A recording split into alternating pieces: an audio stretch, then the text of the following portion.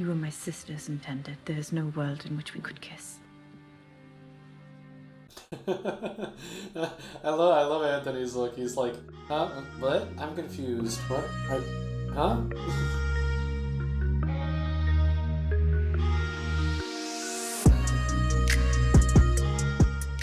Greetings and salutations, everybody. Welcome back to the channel. My name is Afro, and I apologize for this late reaction.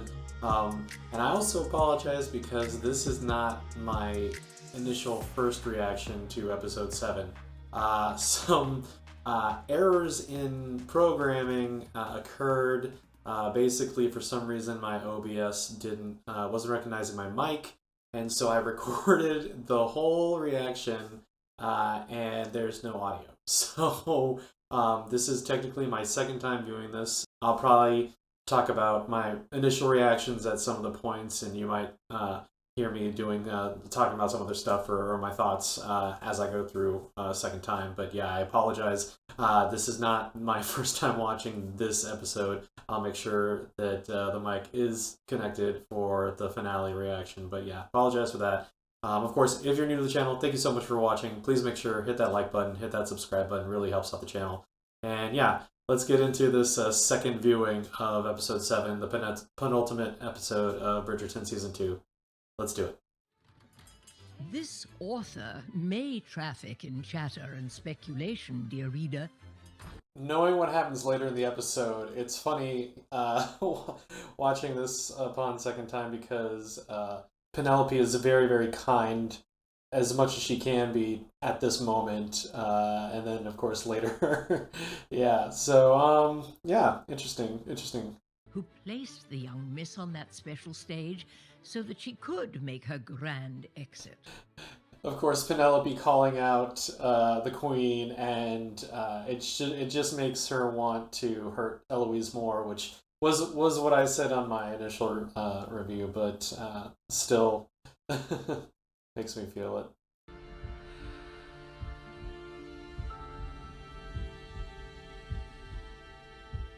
Kate is overcome by her feelings while she can't stop thinking about Antony.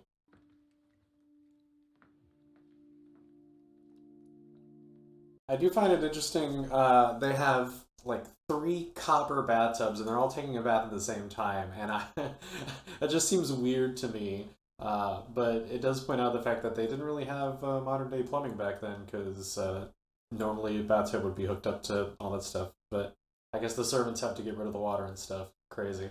Perhaps he's still waiting at the altar for Miss Edwina. There will be no mockery today. She mocks me in... What a burn from Colin. Is there something more we should know, or perhaps more than just I should know? I didn't notice it at first, but he's kind of holding the book up to keep it quiet so that the rest of the family doesn't hear anything.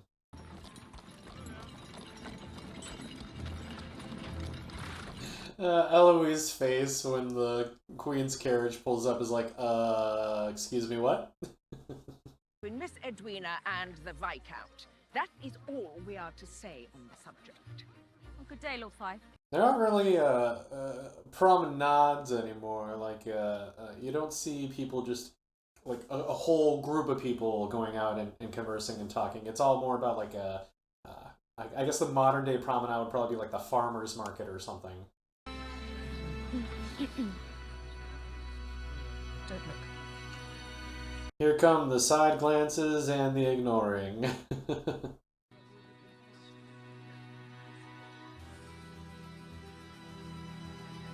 Edwina just looks utterly unhappy during this whole scene.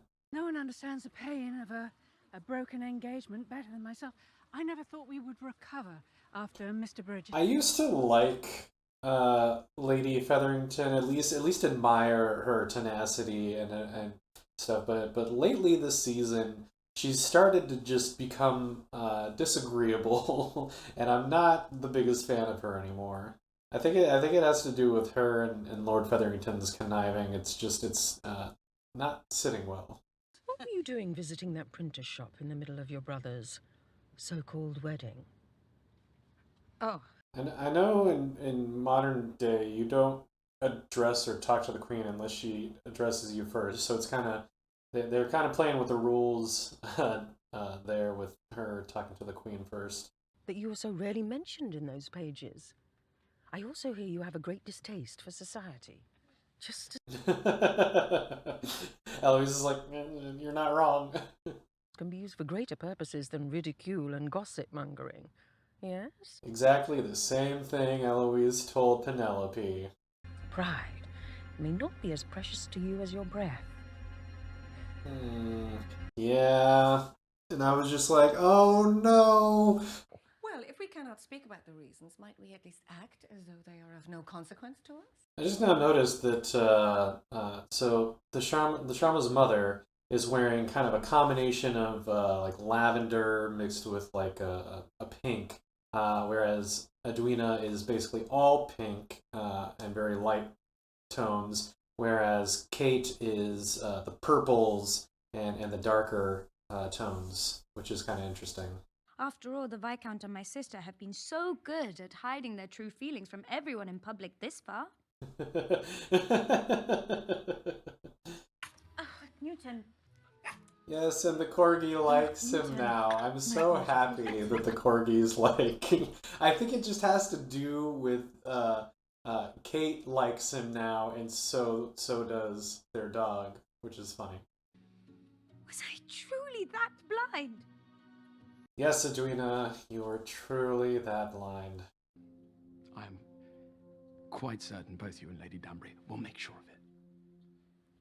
Little snide there, but you gotta understand, Antony. I feel like he, similar to myself, he beats himself up more than anyone else when he doesn't succeed or fails at what he is trying to do. Double that. There are 2 copies here of everyone. Eloise, why ever? The Queen thinks it is me. Bum, bum, bum. The Queen must think he has something to do with Whistledown. But he does not, and neither have you. Elle, this is madness. This is Sparta! Oh no, she said this is madness, and now all I can think of is like, this is Sparta. That was not part of our agreement. Our businesses both reap substantial... I did notice that Madame Delacroix doesn't use her French accent when she's with Penelope. Tell you what that might make the Queen believe. I could never do that. I could never ruin my friend. Yeah, but by ruining, you're also saving. Good old double-edged sword. Man, I wish art school was like this back when I was in school. Much more rigorous, less drinking and frolicking and having fun. Particularly the eldest. Mother's not the only one who sees the way you look at her. And magically, a glass of wine appears out of thin air for Antony. But I certainly do not toss the entire design aside. Perhaps you two could do the same in your own life. It's good advice. I like the whole changed perspective. Miss Sharma? Edwina can't even look him in the eye.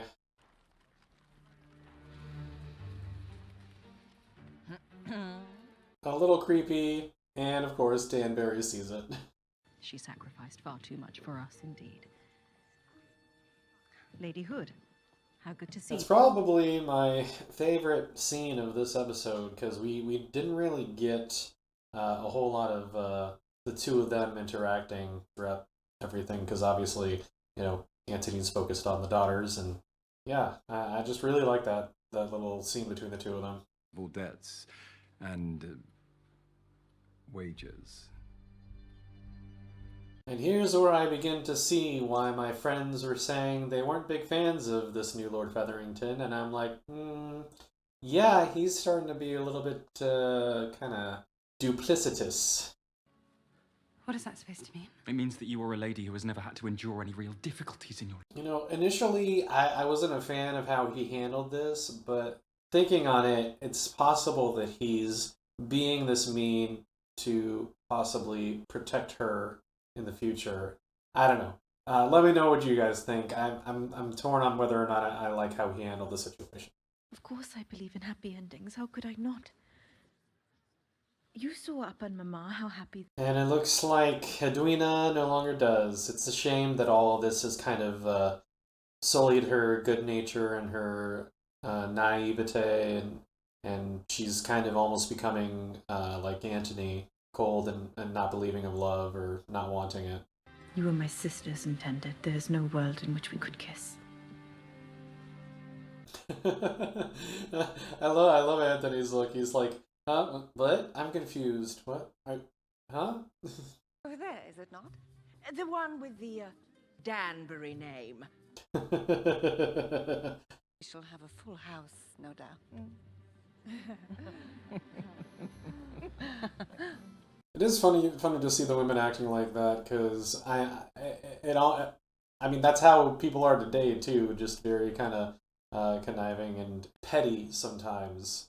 I was just telling Lord Featherington that my interest in his mines was sparked quite naturally when I viewed that exquisite necklace you wore to my brother. I don't like this. I don't like that he is gonna put his money into something he believes is gonna be fortuitous, but it's not, because we all know what the Featheringtons are doing. It is a chance to make a name for myself, as your cousin has done. And once our profits come, both. Is Colin really that tall, or is Penelope just a fairly short girl? I mean, I never really noticed until now the height difference there. I'm going to confess. What? At the very least, it will allow me a little more time to finally find the real writer and make her pay for all of her crimes. It's so funny. You know, it kind of just, it has a very Peter Parker and Osborne feel to it.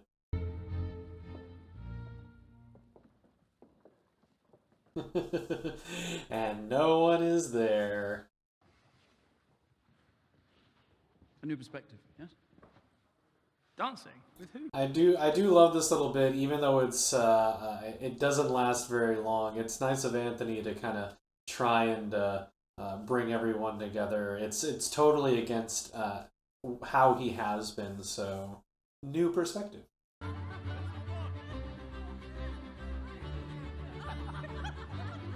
I bet the cast had a blast filming this scene. Mrs. Wilson? Is something wrong? Here comes the nail in the coffin. Dangerous, perhaps ruinous one. For she's apparent. Penelope not holding back the punches on that line. Ugh. The case may be, we all must remember, as one makes one. And now it's time to get rid of the evidence. Yeah, that was definitely probably very hard for Penelope to do. A man used to giving orders without any. You give me orders and you expect me to listen. I do not listen. Well, perhaps you should. All I find myself thinking about, all I find myself being able to breathe for, is you. Got some good writing in that. Really good stuff. I'm a gentleman, and you're a lady of that scent. Don't just smell her, dude. It's so creepy. Please go inside. And here comes the what I like to call flirt fighting.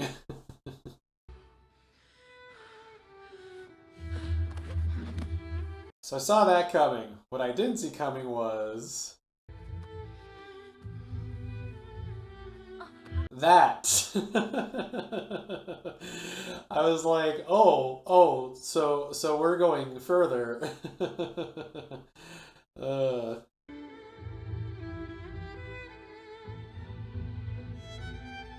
Is this another one of those modern songs done classically that I can't put my finger on?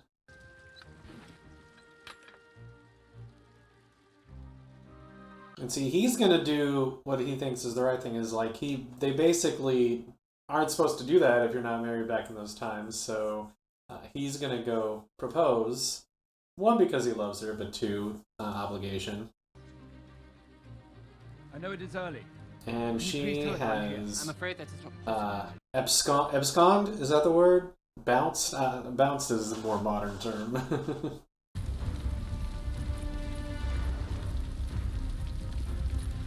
It's never a good idea to do anything quickly in the rain. Horseback riding, driving, running, just don't don't go anywhere fast in the rain. It's not a good idea.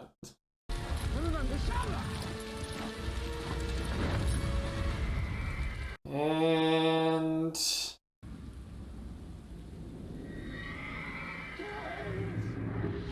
ooh, still sounds bad.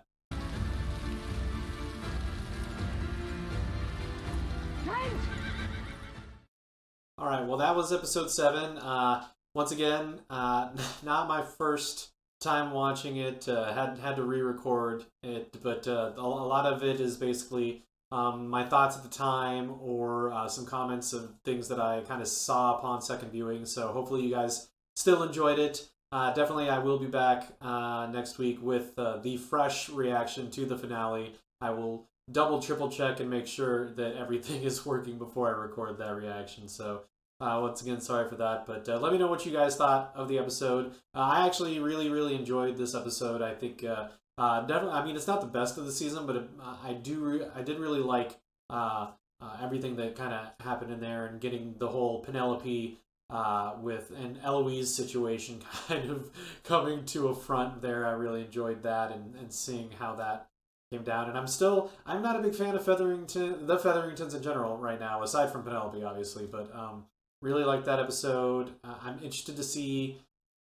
is Kate okay? I imagine she's gonna be fine. It might be like it looked bad, but she probably, I don't think she hit her head on the rock, obviously. It might have just been a wind knocked out of her type situation. So, but yeah, he's gonna propose. Interested to see if the wedding actually happens or what goes on next episode. So yeah, thank you guys so much for watching. We'll see you with the finale. Have a good one.